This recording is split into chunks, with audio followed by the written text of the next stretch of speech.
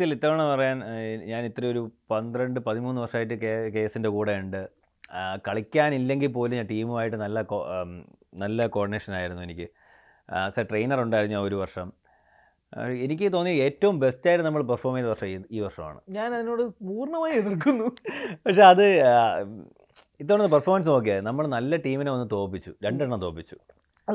League ഘട്ടത്തിൽ അടിപൊളിയായിരുന്നു. നമ്മൾ തോറ്റ കളി നമ്മൾ വളരെ ഗംഭീരമായിട്ട് ഫൈറ്റ് ചെയ്തിട്ടാണ് തോറ്റ. കഴിഞ്ഞ വർഷത്തെ വെച്ച് നോക്കുമ്പോൾ വളരെ വളരെ ഗംഭീരമായിരുന്നു.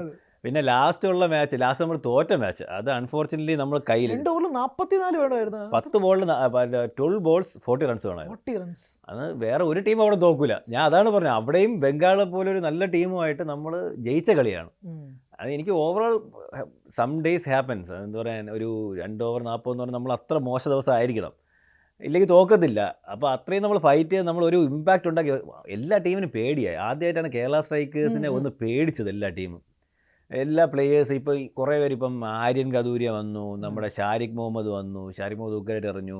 ഈ ഇൻഫ്ലുവൻസേഴ്സ് കുറച്ചൊരു ടീമിൽ വന്നു തുടങ്ങിയിട്ടുണ്ട്. പിന്നെ ആര്യൻ്റെ ഭയങ്കര അഭിപ്രായമായിരുന്നു വിക്കറ്റ് കീപ്പിംഗ്. ആര്യൻ വന്നത്. പിന്നെ അങ്ങനെ നമുക്കിപ്പോൾ അഖിൽമാരാർ വെളിയിലായാലും നമുക്ക് ബെഞ്ച് സ്ട്രെങ്ത് അഖിൽമാരാറുണ്ട്.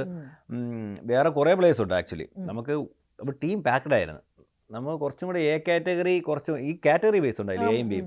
അപ്പോൾ കുറച്ചും കൂടെ സ്ട്രോങ് ആക്കി കഴിഞ്ഞാൽ നമ്മൾ അടുത്ത വർഷം ബെറ്റർ ആയിരിക്കും നമ്മൾ.